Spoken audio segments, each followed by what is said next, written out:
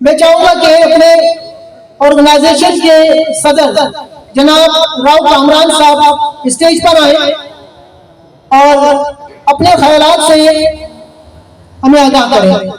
محترم جناب کامران راؤ صاحب۔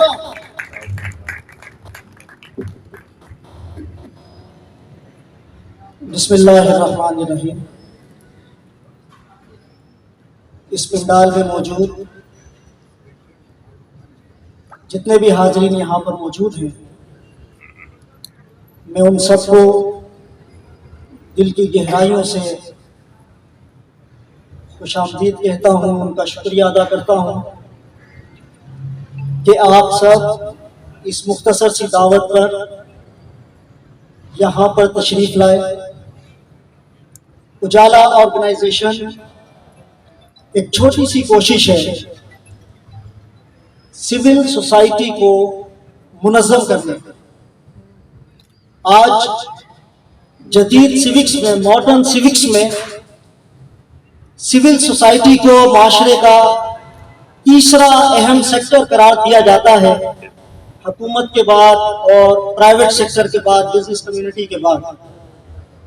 اور ہماری بدقسمتی یہ ہے کہ پاکستان کی سول سوسائٹی عملی طور پر بالکل مردہ ہو چکی ہے، ڈیڈ سول سوسائٹی ہے ہماری۔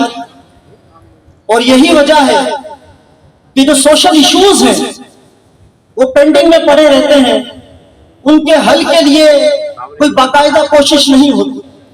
ہماری بڑی خوش قسمتی ہے کہ اگرچہ کہ اس محفل کا، اس تقریب کا جو والیوم ہے وہ تو بہت کم ہے، لیکن اس کی جو ڈینسٹی ہے، یہاں کے جو قد آور لوگ جو یہاں پر موجود ہیں، میں ان سب کا نام اگر لوں تو ہر چیئر پر جو شخص بیٹھا ہوا ہے وہ اپنی ذات میں ایک انجمن ہے۔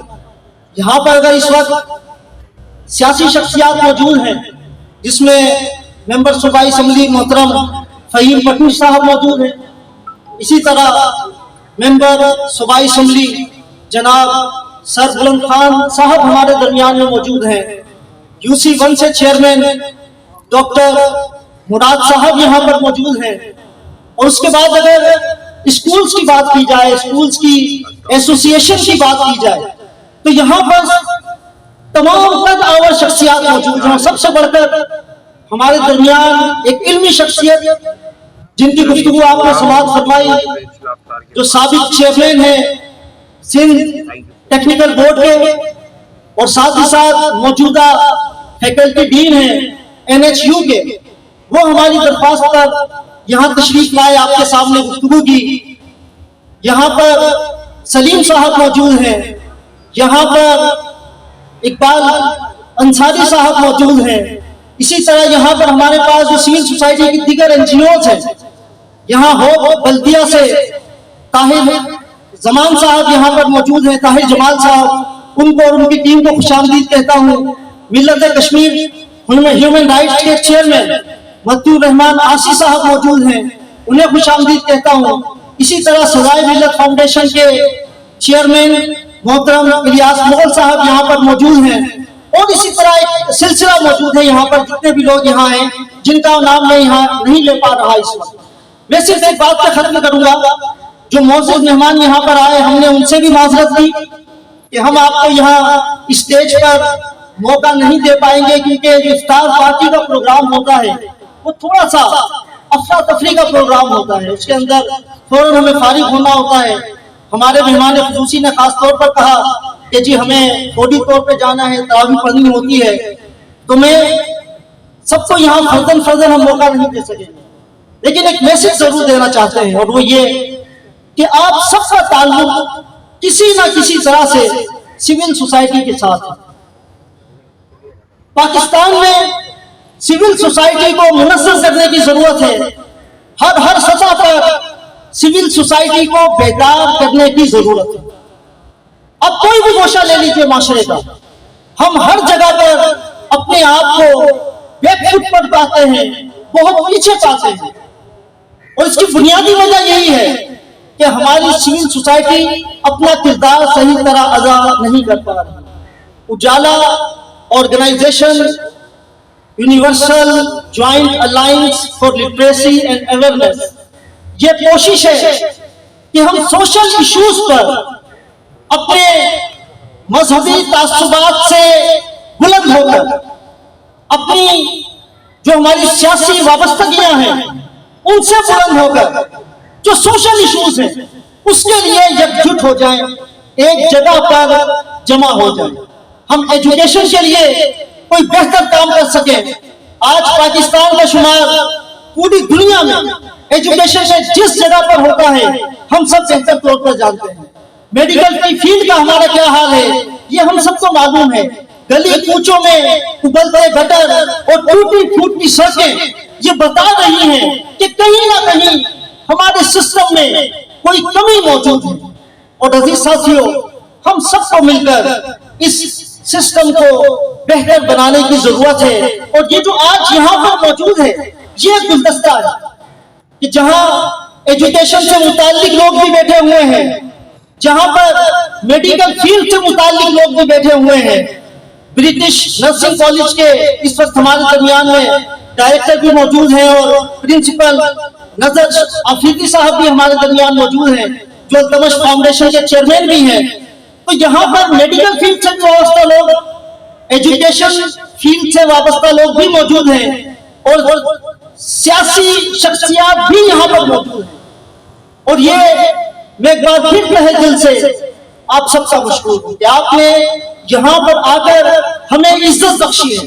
आपका यहाँ पर आना ये इस बात का सबूत है कि आपको अपनी सिविल सोसाइटी से, सिविल सोसाइटी की ऑर्गेनाइजेशन से एक दिलचस्पी है। आप उनकी आवाज पर लब्बैक कहते हुए, चाहे वो नोन हो या वो अननोन हो, उनका कोई माशरती कद हो या ना हो, लेकिन आप हर जगह पर अपनी प्रेजेंस को यकीनी बना रहे हैं। मैं चाहूंगा कि भरपूर क्लैपिंग के साथ हम सब एक दूसरे को मुबारकबाद पेश करें। आपका बहुत शुक्रिया। हम कोशिश करेंगे कि इन फ्यूचर, ये हमारा पहला प्रोग्राम है, हम आगे मुस्तकबिल में इसी तरह के सिलसिले को और आगे जारी और सारी रखें। और मैं उन मेहमानों का खास तौर पर मशकूर हूँ कि जो बहुत दूर से भी हमारे पास आए, हमारे दोस्त, हमारे भाई डॉक्टर फारूक साहब और मलक अजगर महमूद साहब, ये दो ऐसे अफराद हैं कि जो लांडी से हमारे प्रोग्राम में शिरकत के लिए आए और हम इन्हें भी यहाँ पर खुशामदीद कहते हैं। हमारे नवीद आलम साहब जिनका ताल्लुक पाकिस्तान अवामी तहरीक से है, कोऑर्डिनेशन सेक्रेटरी हैं और मौजूद मेहमानों की आमद की वजह से हमने उनकी जगह को भी बार बार तब्दील करना पड़ा। यह आप सबका प्रोग्राम है। हमने यहाँ जो सेटिंग रखी है वो बड़ी इनफॉर्मल सी, जो पहले आ गया बैठ गया, जो बाद में आया। पिछली नशिस्तों पर भी बहुत कीमती लोग बैठे हुए हमें दिखाई दे रहे हैं जो बच्चे आगे मौजूद नहीं है, लेकिन वो फिर भी कीमती है। हमारे नजदीक हर शख्स यकसा रुतबे का हामिल है, क्योंकि अल्लाह ताला ने हम सबको बराबरी के साथ दुनिया में भेजा है। हर बनी नौ इंसान को अल्लाह ताला ने यकसा एक इकराम दिया है। तो मैं आप सबका मशकूर हूँ, आप सबका शुक्रिया अदा करता हूँ। और आखिर में एक मैसेज पर अपनी बात को खत्म करूंगा कि आज अगर आप सर्वेस का मुताला करें तो पिछले सिर्फ एक साल के अंदर, सिर्फ एक साल में पाकिस्तान से अब्रॉड जाने वालों की तादाद, जो चाहे तालीम के लिए गए हों, एजुकेशन के लिए गए हों, मुलाजमत के लिए गए हों, उनकी जब मैंने नेट पर सर्च किया, आप सब भी सर्च कर सकते हैं, तो उनकी तादाद तकरीबन 1 मिलियन की बनती है।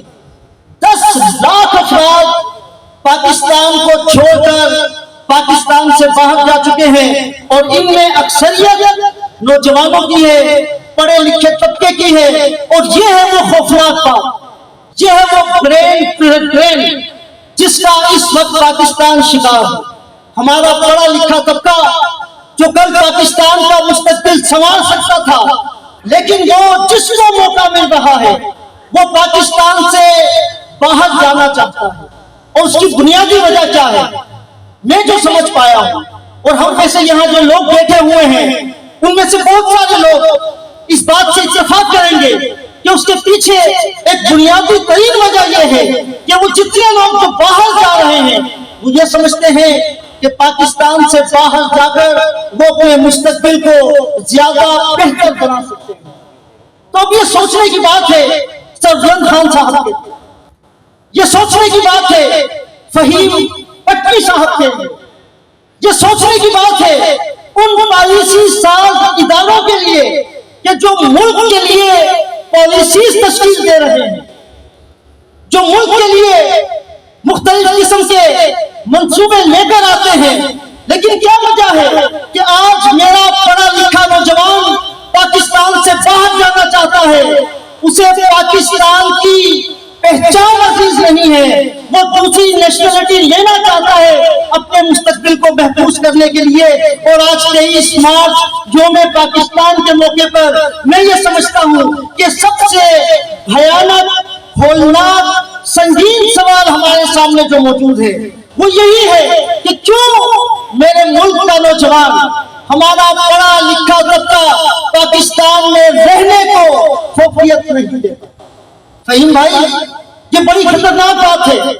سرفراز بھائی یہ بہت خوفناک صورتحال ہے.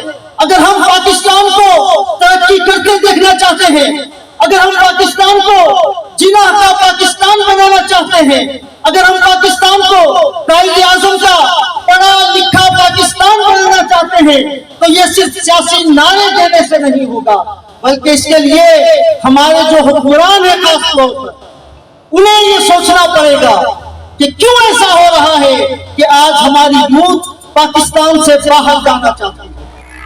ہماری پہچان پاکستان. اس پروگرام کا آج ہم نے یہ عنوان دیا یوم پاکستان کی مناسبت سے. ہم نے اس کو یہ عنوان دیا. صرف ایک منٹ کی بات آپ کو کر رہا ہوں کہ ہم نے اس پروگرام کو یہ جو عنوان دیا اس کے پیچھے بنیادی وجہ کیا ہے کہ آج پاکستان کی پہچان، ہم میں سے بہت سارے لوگ یہ سمجھتے ہیں کہ ہم اپنے آپ کو پاکستانی کہتے ہوئے بعض مرتبہ شرماتے ہیں، گھبراتے ہیں. پوری دنیا میں اسلام کے خلاف اور پاکستان کے خلاف جو پروپیگنڈا ہے، آج ضرورت اس چیز کی ہے کہ ملک کی محبت کے لیے، وطن کی محبت کے لیے اپنے نوجوانوں کو راغب کیا جائے. اگر پاکستان سلامت رہے گا تو ہم سلامت رہیں گے. پاکستان جس دو قومی نظریے کی بنیاد پر وجود میں آیا اور آج کے دن جو قرارداد پاکستان منظور کی گئی تھی، اگر آپ قرارداد پاکستان کے پوائنٹس کو آپ اپنے سامنے رکھیں تو ہمیں شرمندگی کے ساتھ یہ کہنا پڑتا ہے کہ 75 سال کے بعد بھی قرارداد پاکستان کے بہت سارے پوائنٹس ایسے ہیں جو ہنوز شرمندہ تعبیر ہونا باقی. آپ سب نے، میں نے آپ کی سماع خراشی کی، آپ سب نے اس گفتگو کو سنا. بس ہماری بنیادی سوچ یہی ہے، ہمارا بنیادی پیغام صرف اور صرف یہی ہے کہ ہم مل کر پاکستان کے لیے کچھ کر سکیں. اور ہم یہ چاہتے ہیں کہ پاکستان کی بنیاد پر اور کراچی سے اس کا آغاز کیا جائے کہ جو سول سوسائٹی کی آرگنائزیشن ہیں وہ جس سطح پر کام کر رہی ہیں، وہ ٹیچرز کی آرگنائزیشن ہیں، وہ اسکول کی آرگنائزیشن ہیں، وہ یوتھ کی آرگنائزیشن ہیں، یہ جتنی بھی مختلف کمیونٹی بیس کے اوپر جو جماعتیں کام کر رہی ہیں، ان کا ایک ایسا الائنس تشکیل کیا جائے کہ جو حکمران طبقے کی طرف جو سوشل ایشوز ہیں ان کی توجہ دلا سکے. بارے دیگر میں جتنے بھی چہرے میرے سامنے یہاں پر موجود ہیں، میں ان سب کو دل کی گہرائیوں سے آپ سب کا شکریہ ادا کرتا ہوں. آپ یقین کیجئے کہ آپ کا یہ چھوٹا سا قدم اجالا کے لیے یہ چھوٹا قدم نہیں ہے. ہو سکتا ہے کہ آپ میں سے کوئی یہ سوچے کہ میں نے 1 گھنٹہ دیا ہے، لیکن آپ کے اس 1 گھنٹے نے ہمیں زندہ کر دیا. آپ کے اس 1 گھنٹے نے ہمیں زندگی دی ہے. اور میں امید یہ کروں گا کہ آئندہ بھی اجالا کی دعوت پر آپ تشریف لاتے رہیں گے. انشاءاللہ ایسے پروگرام کا بھی انعقاد کریں گے. فہیم بھائی، سرفراز بھائی، آپ عوامی نمائندے ہیں اور عوامی نمائندوں کو جب تک اسٹیج پر مائک نہ ملے مزہ نہیں آتا، لیکن ہماری مجبوری ہے صرف ٹائم کی وجہ سے. انشاءاللہ قریب پروگرامز کا انعقاد کریں گے، وہاں پر آپ کو بلائیں گے اور کھلا ماحول آپ کو دیں گے کہ آپ وہاں پر آ کر اپنے خیالات کا اظہار کر سکیں، اپنی شیئرنگ کر سکیں۔ میں تمام آپ کا بہت زیادہ مشکور ہوں کہ آپ ہماری دعوت پر یہاں تشریف لائے۔ آپ ساتھ ہوں گے تو زندگی ہوگی، آپ ساتھ ہوں گے تو ہماری رفتار اور بہت زیادہ تیز ہوگی۔ آپ کا بہت شکریہ۔